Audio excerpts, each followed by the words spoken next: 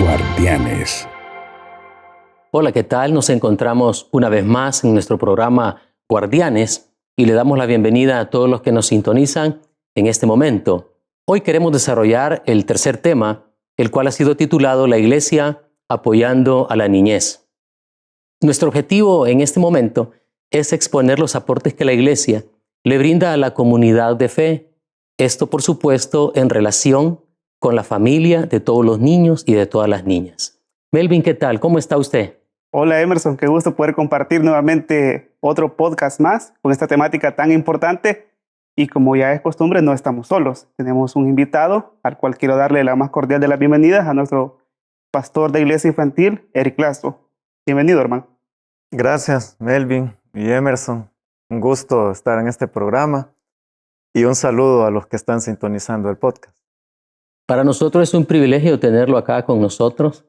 Sabemos de que ya ha estado en otros programas, pero tenerlo en esto de Guardianes creo que es una ventaja y un privilegio realmente enorme para nosotros y por supuesto para todos aquellos que nos están sintonizando.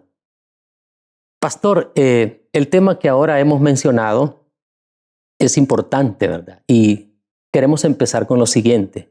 Todos estamos de acuerdo de que dentro de todo aquello que se le denomina círculo de socialización de los niños y las niñas, rodeados en diferentes entornos, también contamos con la comunidad de fe. Y en ese sentido, sabemos de que es conocida como la iglesia. Y dicha comunidad de fe tiene un papel trascendental en la educación espiritual de nuestros niños y de nuestras niñas. Y es ahí donde se puede fomentar la convivencia, es ahí donde se pueden transmitir valores y principios que están fundamentados en lo que nosotros conocemos como la palabra de Dios, es decir, la Escritura, ¿no? La Biblia. En ese sentido es importante mencionar que el rol de la iglesia no solo está limitado a la formación espiritual, sino también por su naturaleza y vocación de servicio, la iglesia debe dar un mensaje de responsabilidad y de protección en temas que estén relacionados o vinculados a la niñez y a la adolescencia. En ese sentido, el propósito es asegurar la dignidad, el respeto de los niños y las niñas y, por supuesto, los esfuerzos por cumplir. Esto debe estar de acorde, por supuesto, a esos principios y a los valores que se profesan. En ese sentido, queremos desarrollar, ¿verdad?, este tema con algunas preguntas generadoras que nos permitan realmente ejercer este conversatorio de manera que las personas que están escuchando pues nos comprendan de la mejor manera posible. Melvin. Y dado eso, pastor, que menciona Emerson, el hecho que el rol de la iglesia no solo se limita a la formación espiritual de los niños y niñas, sino que es mucho más amplio, quisiéramos arrancar preguntando cuál es el rol que la iglesia tiene hacia los niños y las niñas. Sí, yo creo que tendría que ser plural porque hay roles que la iglesia tiene que cumplir. Y aún hay énfasis que también se deben sostener. Ya ustedes mencionaron uno, el rol del apoyo espiritual, pero no es el único. Creo que uno de los mayores roles que la iglesia cumple es el de educar, porque la niñez, todos los espacios del entorno que Emerson mencionó, son entornos donde el niño aprende, la niña aprende, en la casa aprende, en la escuela aprende, en la colonia aprende. Y en la iglesia debería también ser un espacio donde los niños y las niñas aprendan.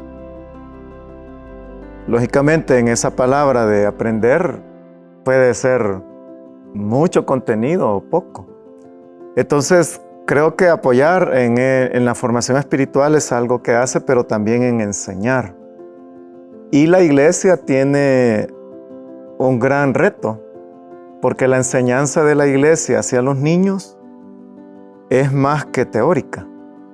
Porque en la escuela es muy teórica, es entender el concepto, entender la definición, pero en la iglesia es más que teórica, porque es un modelar la vida. Entonces, cuando un miembro de la iglesia está al frente de un niño, de una niña, no solo es lo que le dice, sino cómo vive. Entonces, la iglesia cumple ese rol de volverse un testimonio a los niños y niñas de qué implica la fe en Jesús, a través no solo de lo que enseña, sino de lo que vive. Otro rol que cumple la iglesia es que acompaña el entorno de los niños y las niñas, porque cada niño y niña pertenece a una familia, a un círculo de cuidado, y la iglesia no atiende al niño solamente, sino que atiende su entorno. Creo que es uno de los más importantes hoy en día, es las necesidades, el suplir las necesidades de los niños y las niñas en la actualidad. Y dependiendo del país, de la sociedad, la niñez tiene diferentes necesidades, como lo puede ser la necesidad de amor, de cariño. También puede ser la necesidad de protección, de cuidado, o de alimento, o de una oportunidad para estudiar. Entonces la iglesia tiene que pensar un poco o reflexionar un poco sobre la pastoral de niñez que desea ejercer en base a esas necesidades que los niños y las niñas tienen. Entonces, podría mencionar otros roles, pero creo que son algunos de los principales. Y para todo ello hay que empoderar a las personas que están cerca de los niños, como lo puede ser un pastor, un líder, un servidor de la iglesia. Todas estas personas que estamos alrededor de niños y niñas, somos los que vamos a darle vida a esos roles que acabo de mencionar. Y qué importante es, pastor, lo que usted menciona, porque uno podría enfocarse en eso, que solo es un único rol. Pero precisamente por eso usted está aquí, para hacernos luz en esa parte y entender que no solo se limita a un único rol, sino que son muchos roles, como ya los mencionó. Históricamente, usted podría hablarnos cómo ha sido el cumplimiento de este rol de la iglesia, o de estos roles que usted menciona. ¿Qué nos dice la historia? Porque siempre es bueno ver hacia el pasado y conocer qué esfuerzos se han hecho. Sí, resumir la historia siempre es difícil, pero pienso que dependiendo del tiempo histórico, así es la adaptación que la iglesia ha tenido en ayudar a los niños y las niñas. Porque, por ejemplo, hace varios siglos, el que una persona tuviera el privilegio de aprender a leer y a escribir era algo muy difícil. O sea, casi la población mundial, casi nadie podía leer y escribir. Entonces los niños y niñas, cuando comenzó lo de la famosa revolución industrial, lo que tenían eran jornadas de trabajo de 10, 12 horas al día. No se visualizaba para nada que los niños fueran a una escuela. Entonces la iglesia tuvo que entender que ahí habían vacíos. Y las iglesias lo que hacían, muchas de ellas, era enseñar a leer y a escribir a los niños. Entonces los domingos, que era el día del Señor, se le llamaba, y las iglesias llegaban, los niños y las niñas, les enseñaban el abecedario, les enseñaban las sílabas, les enseñaban a leer.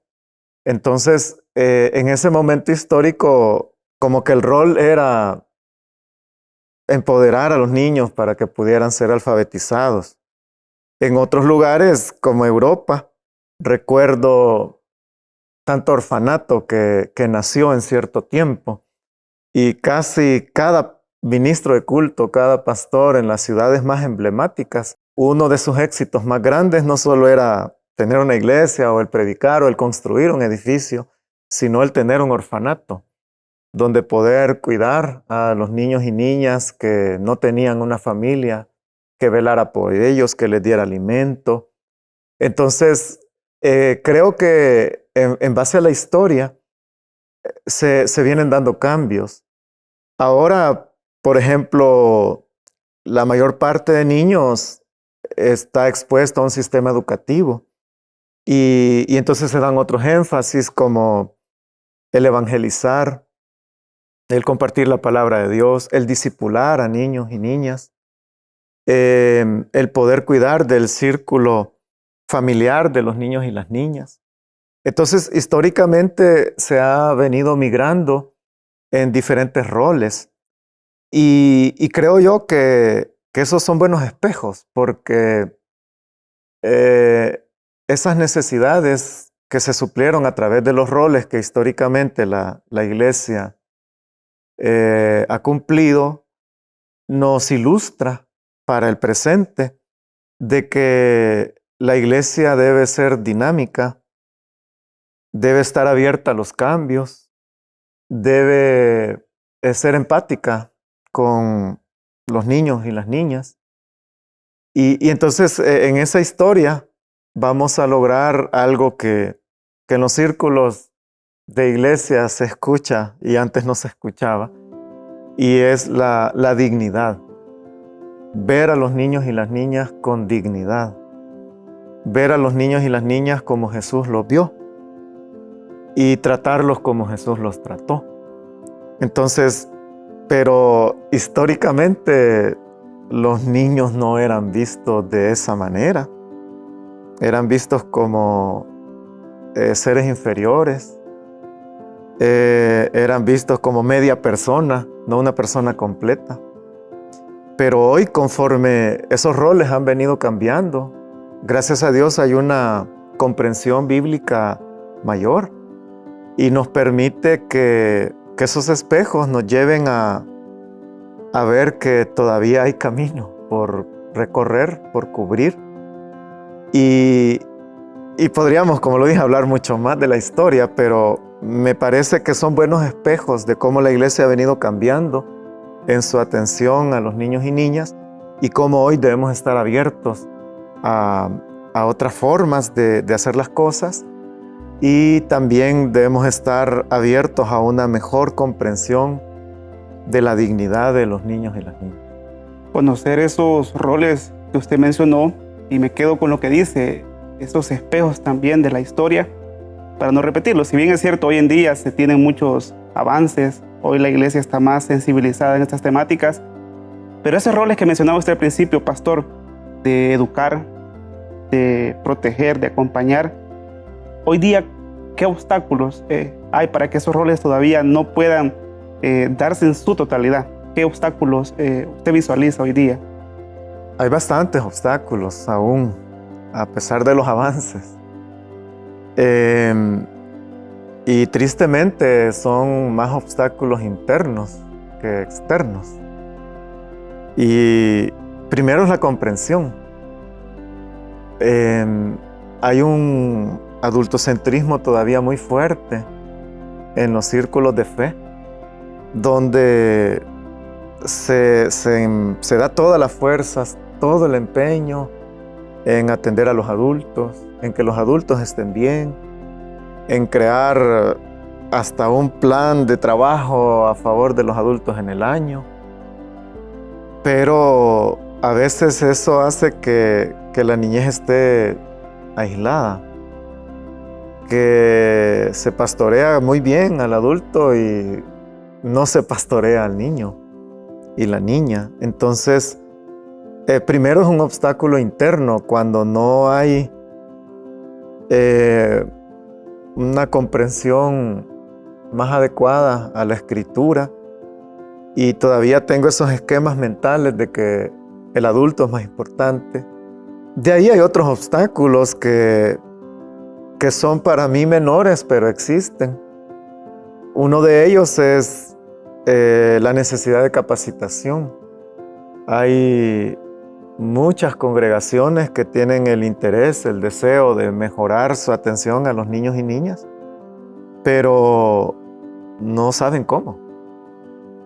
Solo tienen ese deseo de hacerlo, pero todavía no se le han encontrado las herramientas, los insumos que necesitan para desarrollarse.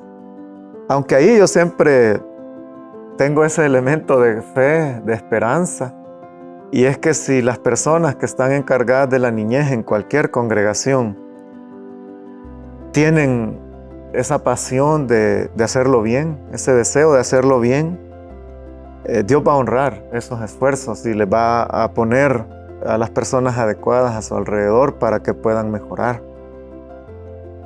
Otro obstáculo a veces es el obstáculo financiero, y es que para los niños o las niñas no se destina los recursos básicos para poder atenderlos bien.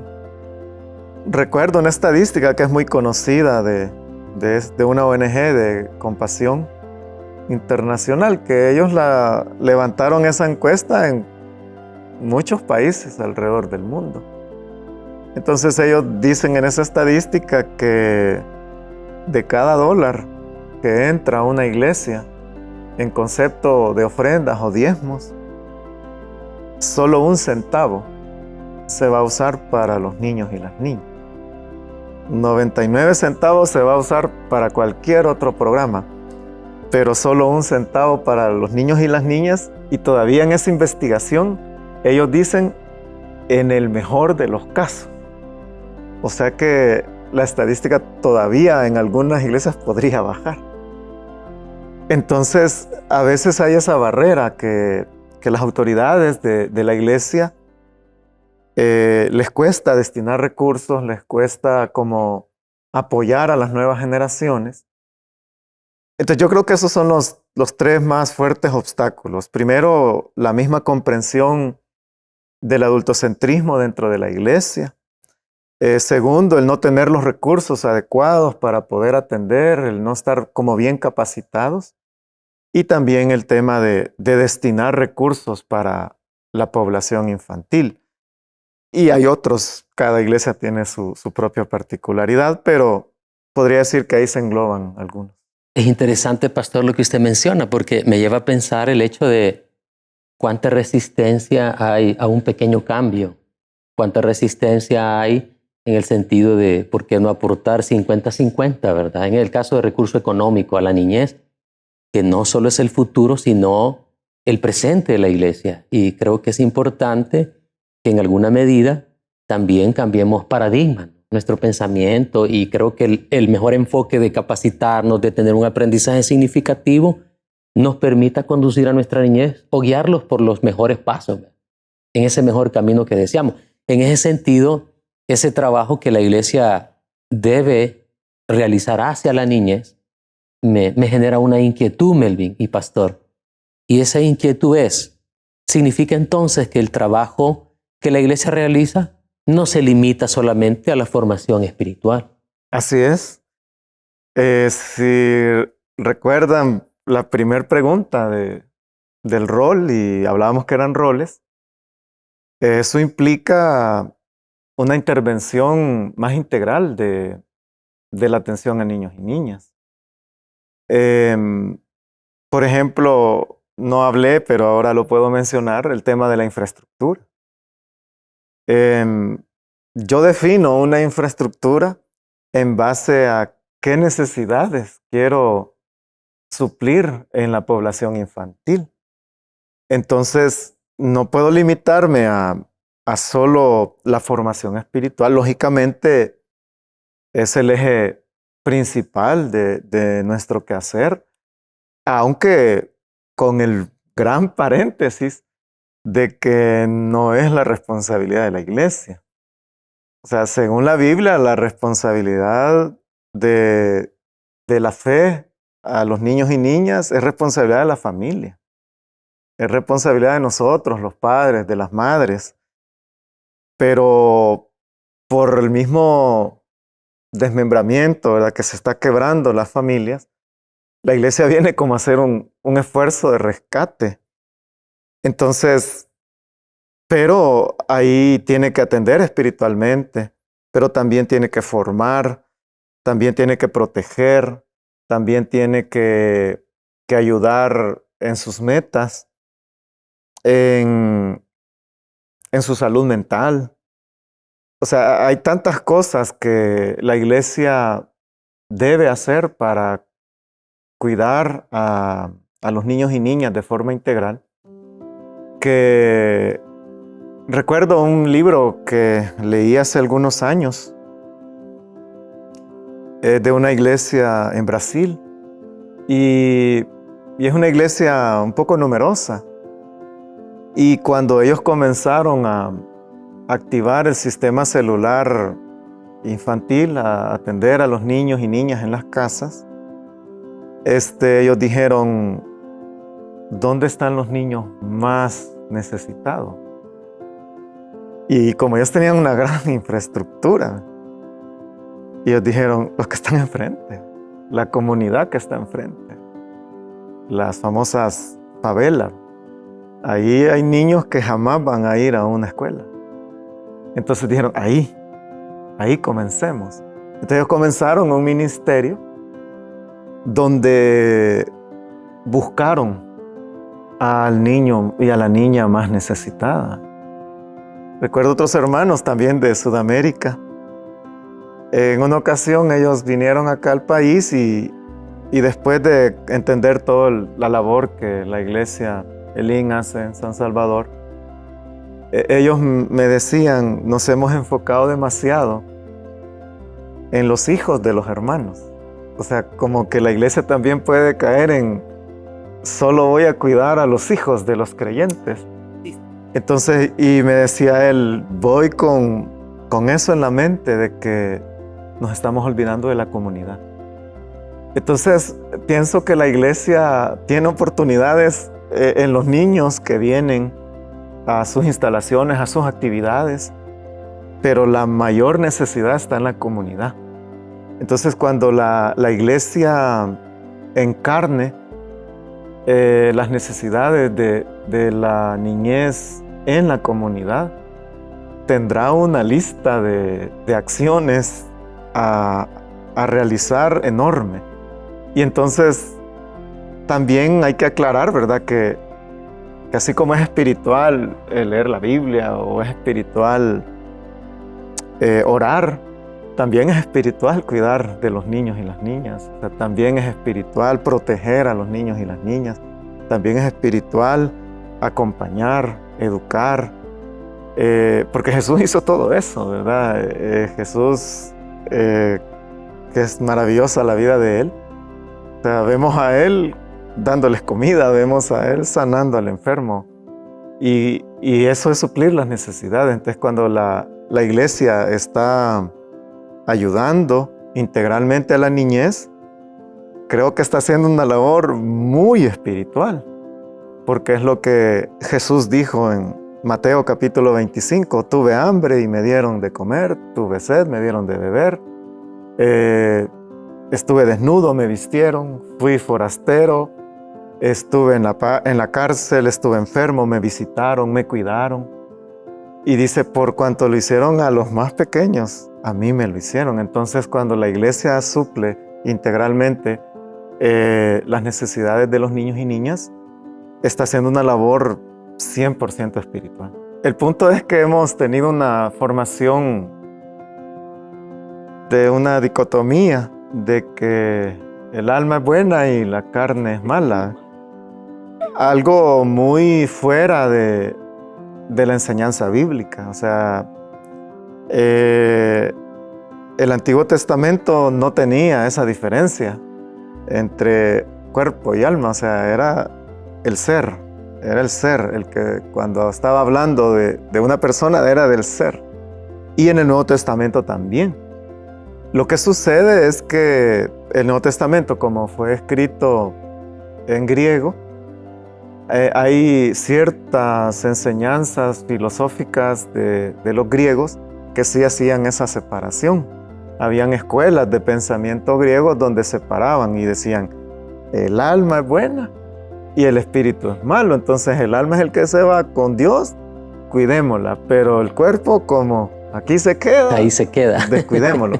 Entonces ha sido una enseñanza que ha permeado a las Claro. iglesias, pero no es así.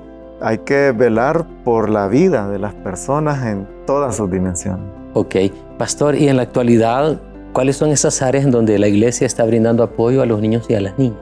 Hay diferentes apoyos dependiendo del enfoque, del avance que cada iglesia local o denominación, congregación toma. Por ejemplo, acá en nuestra misión hay algunas iglesias que tienen convenios con ONGs, con organizaciones y apoyan con refuerzos escolares, con lograr una nutrición adecuada de los niños y las niñas, con educar a los adultos para que puedan cuidar mejor, formar mejor a los niños y las niñas. Entonces, y hay otras, como en el caso de San Salvador, que ya más se camina en base a la cosmovisión que se tiene de cómo Dios ve al niño y a la niña.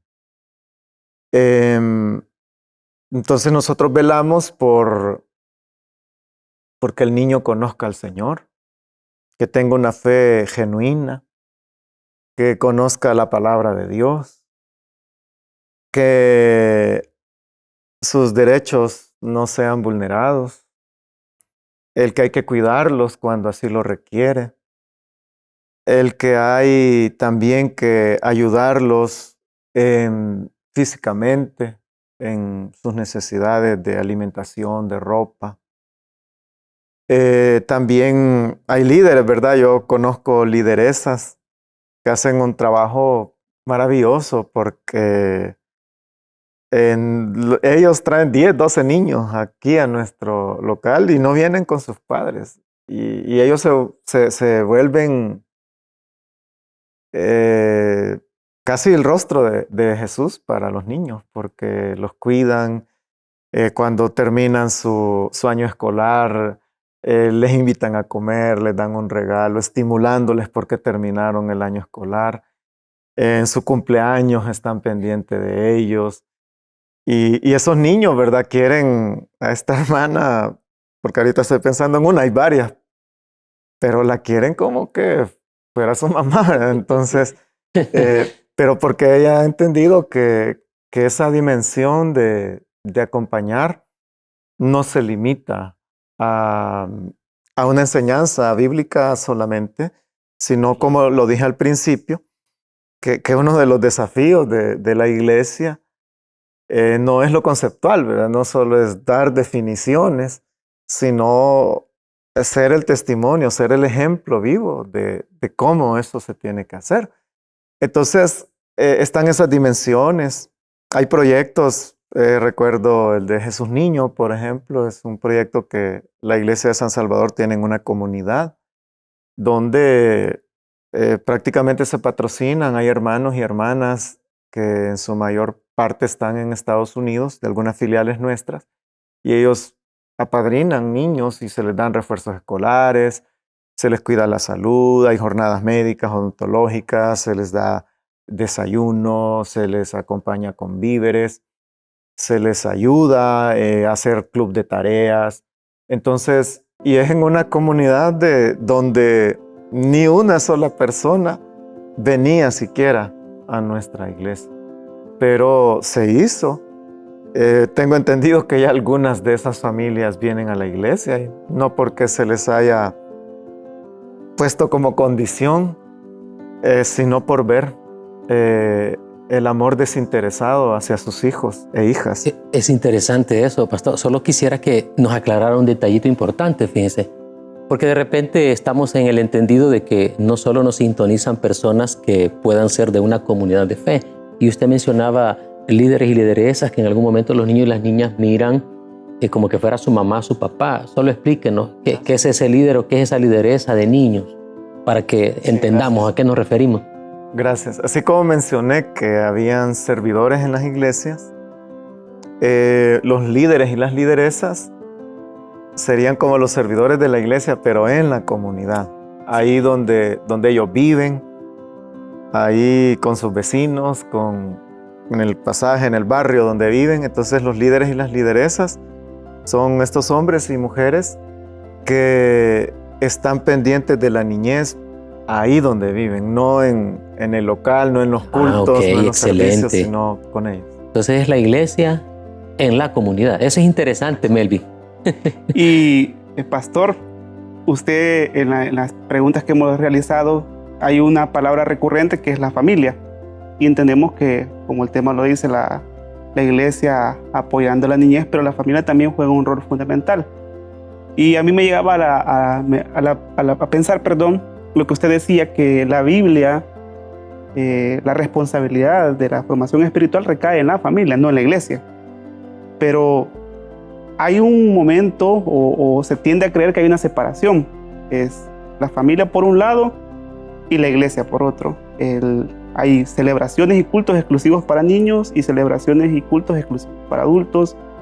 Los niños van a las células solos, papá, mamá, no se involucran. ¿Cuál debe ser esa relación de la iglesia y la familia en este apoyo hacia la niñez, pastor? Es una muy buena pregunta, Melvin, porque esa separación a veces es la misma iglesia la que la genera, ¿verdad? Ni siquiera es la Biblia la que la enseña, sino que ella la genera. Entonces, en el tiempo antiguo del siglo I, el evangelio no estaba seccionado en hombres, mujeres, adultos, jóvenes, niños. No estaba seccionado, era la familia entera la que se atendía. Lógicamente, por aspectos como los que mencionamos al principio, que hay que enseñar y todo eso, y la enseñanza a un adulto es distinta a la enseñanza de un niño o niña. Por eso es que las iglesias hemos tomado esos espacios de especialización, voy a decirlo así, pero no debe ser un espacio de divorcio, como a veces se puede pensar. Por ejemplo, en San Salvador existen actividades de mujeres, actividades de hombres, existen. Y estoy recordando en este momento, no sé, son 4 actividades de hombres que se han dado en los últimos años. Y una de esas actividades de hombres, nuestro pastor general, nuestro hermano Mario, compartía el tema de la paternidad, de cómo deberíamos ejercer la paternidad. Entonces, ahí, aunque era la población masculina la que se estaba convocando, la que llegó al local, pues yo igual estuve ahí sentado. Entonces yo dije, qué brillante que se está enseñando esto a los que ya somos padres o a los que en algún momento serán padres. Entonces creo que esa conciencia es la que debemos recuperar y no el tema del divorcio, ¿verdad? Y es que al hombre se le van a hablar solo cuestiones muy, muy de él, olvidándose de que es padre, que es hijo, que es tío, que es abuelo, que es esposo. Entonces, lo estamos nosotros como sacando de la familia y pensando, voy a poner un ejemplo sin querer hacer quedar mal a nadie, pero en que una iglesia diga, bueno, vamos a llamar a todos los hombres y les vamos a enseñar a ser empresarios. O sea, está bien, o sea, yo no estoy en contra que se haga eso, pero en la casa no son empresarios, sino que son el esposo, son el apoyo de sus hijos, el apoyo de sus padres. Entonces, creo que debemos recuperar un poco ese divorcio que a veces no se ha hecho con mala intención, pero debemos volver al principio, como la iglesia se cuidaba en el principio y se cuidaban a las familias completas.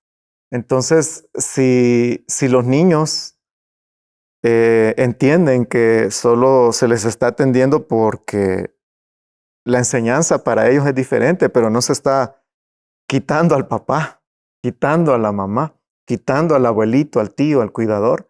Entonces solo entenderá que le están dando recursos para que entienda él, ¿verdad? Entonces yo creo que ahí sí hay un gran desafío con la iglesia, porque ahora en la mañana tenía una reunión con una ONG, con 3 personas de una ONG, y ellos me decían que el que está en el ministerio de niños se interesa y todo lo que hace es para los niños. Te dicen, no, los adolescentes no, porque ellos ya son rebeldes y revoltosos. Pero el que está en el ministerio de adolescentes dice, no, los niños no los puedo cuidar porque... Entonces, y el que está en el ministerio de matrimonios, los matrimonios, pero los niños y adolescentes no. Y es verdad lo que ellos me decían. Entonces ellos decían, estamos intentando encontrar modelos de algo que rompa esos esquemas. Y bueno, ahí vamos a hacer una iniciativa. Pero creo que por ahí está esa dificultad que hay que volver a recuperar. Divorcio es la palabra que usted más utilizó porque no hay esa integración por los elementos que ya mencionó. Y para cerrar, pastor, ¿qué otras causas podrían ser las que provocan que no se integre la familia con la iglesia? Usted ya mencionaba la separación que se ha hecho a veces también por un concepto bíblico o que se ha malentendido. Pero hoy día, ¿qué otros elementos podrían estar impidiendo que se dé esta integración entre familia e iglesia? A veces puede ser, hermano, el tema de que no se está analizando bien la realidad social. Porque, vaya, por ejemplo, en El Salvador, estar con mamá y papá en la casa no es ya algo muy fácil.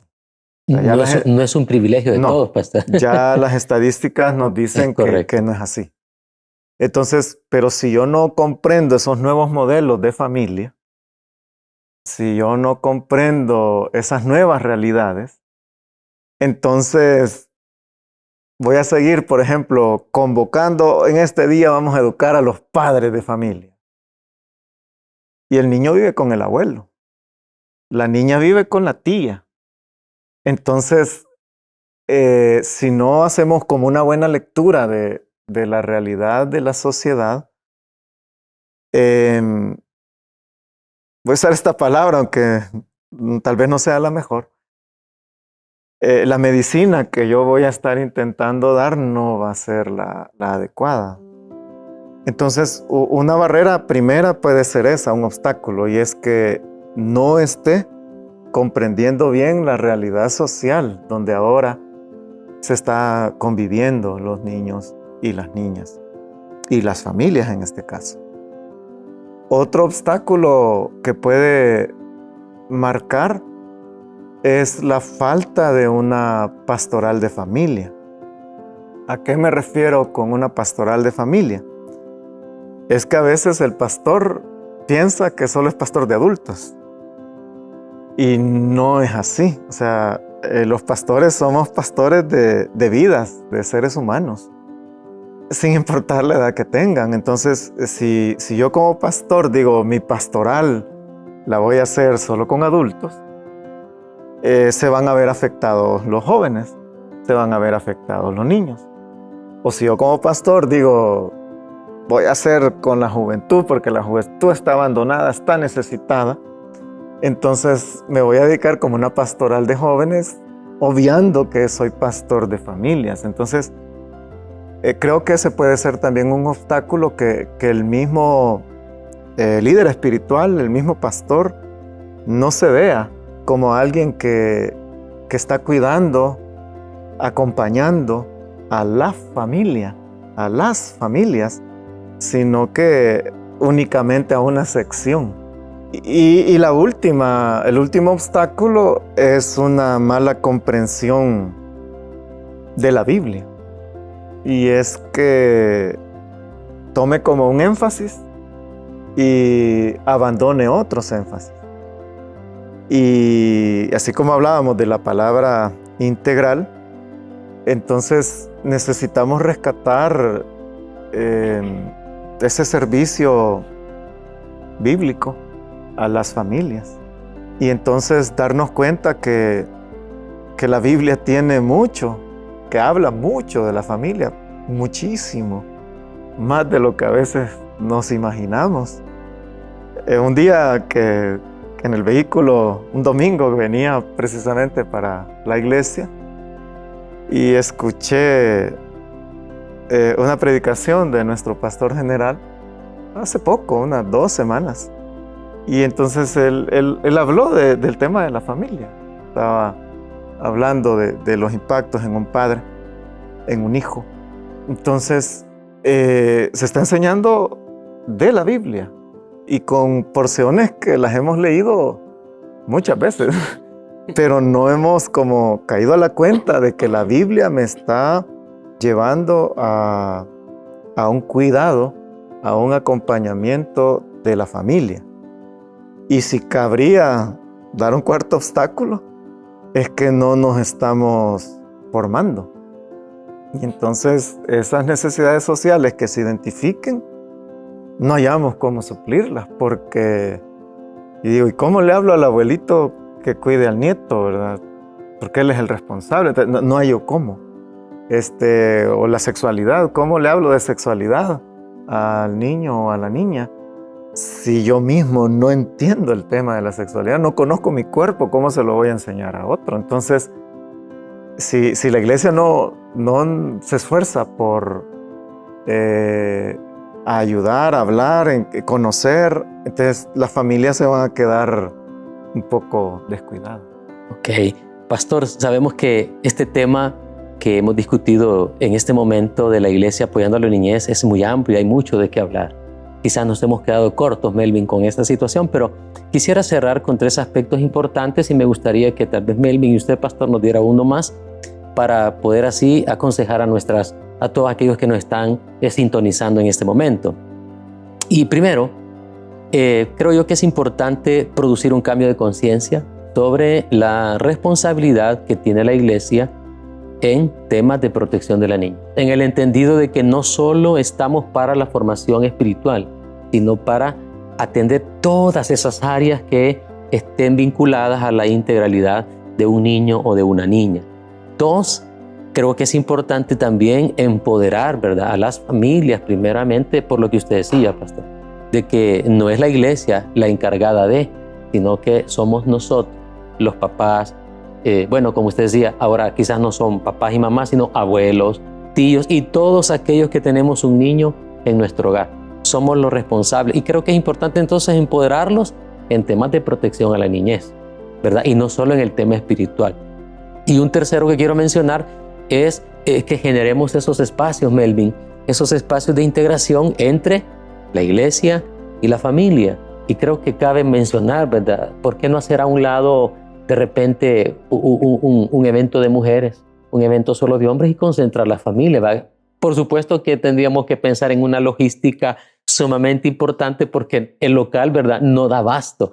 Sin embargo, creería yo que es importante generar un espacio, ¿no? Tal vez por distritos, tal vez por zonas, no lo sé, pero que sí debemos integrar a la familia con la iglesia y hacer ese divorcio a un lado, creo que es importante y oportuno para poder desarrollar temas que tengan que ver con la protección integral a nuestros niños y niñas.